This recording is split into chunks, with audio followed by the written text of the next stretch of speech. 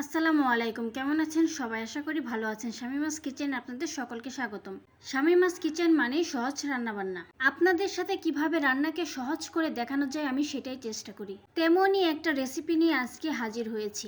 মাংস রান্না করতে কিন্তু অনেকটা সময় লেগে যায়, কিন্তু এভাবে যদি হাতে মেখে মাংসটা রান্না করেন তাহলে কিন্তু সময়টা অনেকটাই কম লাগে।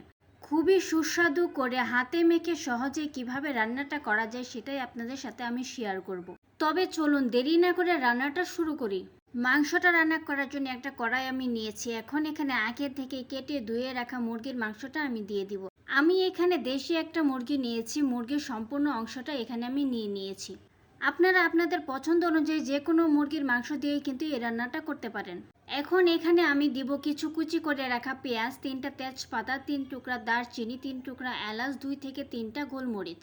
গরম মশলা দেওয়া হয়ে গেলে এখন এখানে আমি কিছু গুঁড়া মশলা অ্যাড করব। স্বাদ মতো লবণ, 1 চা চামচ হলুদের গুঁড়া, 1.5 চা চামচ মরিচের গুঁড়া, 1 চা চামচ ধনিয়ার গুঁড়া, 1 চা চামচ জিরার গুঁড়া, 2 চা চামচ রসুন বাটা, 2 চা চামচ আদা বাটা এবং পরিমাণ মতো সয়াবিন তেল দিয়ে আমি হাতে ভালোভাবে মাখিয়ে নিব। যত যত্ন সহকারে ভালোবাসা দিয়ে মুরগির মাংসটা মাখাবেন এর টেস্টটা কিন্তু ততই ভালো আসবে। এমনিতেই কিন্তু হাতে মাখা যে কোনো জিনিসই অনেক ভালো খেতে হয়, আর এইভাবে হাতে মেখে রান্না করলে রান্নাটা খুব তাড়াতাড়ি হয়ে যায়। মাংসটা আমার খুব ভালোভাবে মাখানো হয়ে গেছে। এখন চুলাটা অন করে চুলাটাকে হাই হিটে রেখে ঢাকনা দিয়ে ডেকে এটা প্রথমে আমি 5 মিনিট রান্না করে নেব। 5 মিনিট রান্না করে নেওয়ার পর দেখুন মাংসটা থেকে কিন্তু কতটা পানি বের হয়েছে। আমি কিন্তু এখানে একটুও পানি এখনো ইউজ করিনি। এখন মাংসটাকে ভালোভাবে নেড়ে চেড়ে দিব যেন নিচে লেগে না যায়। এইভাবে করে আমি আরো কিছুটা সময় মাংসটা রান্না করে নিব। এখন রান্না করে নেওয়ার পর মাংসটা কিন্তু আমার ভালোভাবে কষে এসেছে এবং মাংসের কালারটাও কিন্তু অনেকটা চেঞ্জ হয়ে গেছে। আরো কিছুটা সময় নেড়ে চেড়ে আমি একদম শুকনো শুকনো করে মাংসটা কষিয়ে নিব, যেন মাংসের গায়ে একটুও পানি লেগে না থাকে। মাংসটাকে থেকে কিন্তু তেল বের হয়ে গেছে, মানে মাংসটা আমার খুব ভালোভাবে কষানো হয়ে গেছে। এখনো পর্যন্ত কিন্তু আমি মাংসে কোনো পানি অ্যাড করিনি। এখন মাংসটাকে আরো ভালোভাবে কষানোর জন্য এখানে পরিমাণ মতো পানি আমি অ্যাড করে দিব।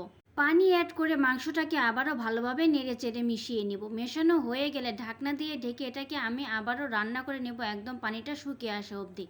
এর মাঝখানে কিন্তু 2-1 বার আপনারা মাংসটাকে নাড়িয়ে দিবেন, না হলে কিন্তু নিচে লেগে যাবে।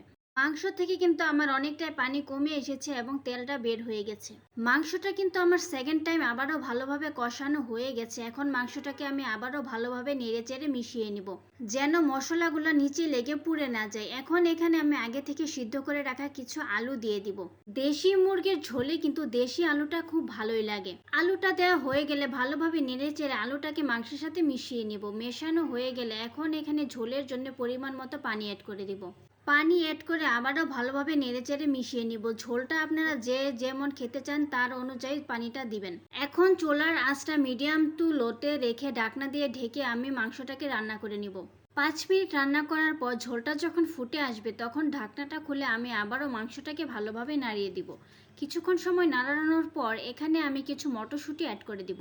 মটরশুঁটি অ্যাড করলে খুব সুন্দর একটা ফ্লেভার আসে এবং খেতেও অনেক টেস্টি হয়। মটরশুঁটিটাকে নেড়েচেড়ে ভালোভাবে মাংসের সাথে মিশিয়ে নিব। মেশানো হয়ে গেলে এখন ঢাকনা দিয়ে ঢেকে একদম ঝোলটা কমে আসা পর্যন্ত রান্না করে নিব।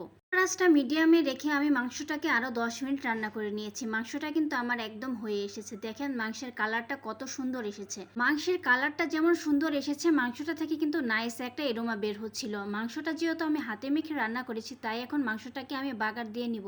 মাংসটার মধ্যে বাগার দেওয়ার জন্য প্রথমে চুলায় আমি একটা কড়াই বসিয়ে দিয়েছি। কড়াইটা গরম হয়ে আসলে এখানে পরিমাণ মতো তেল আমি দিয়ে নিব। তেলটা গরম হয়ে আসলে এখানে আমি কুচি করে রাখা পেঁয়াজ দেবো। পেঁয়াজটাকে 1 থেকে 2 মিনিট নেড়েচেড়ে আমি ভেজে নেব। একটু ভাজা হয়ে আসলে এখানে আমি ফোড়নে জিরা দিব। জিরা দেওয়ার পর জিরাটাকে ভালোভাবে নেড়েচেড়ে পেঁয়াজের সাথে মিশিয়ে নিব এবং আরো 1 থেকে 2 মিনিট ভেজে পেঁয়াজটাকে আমি গোল্ডেন ব্রাউন কালার করে নিব।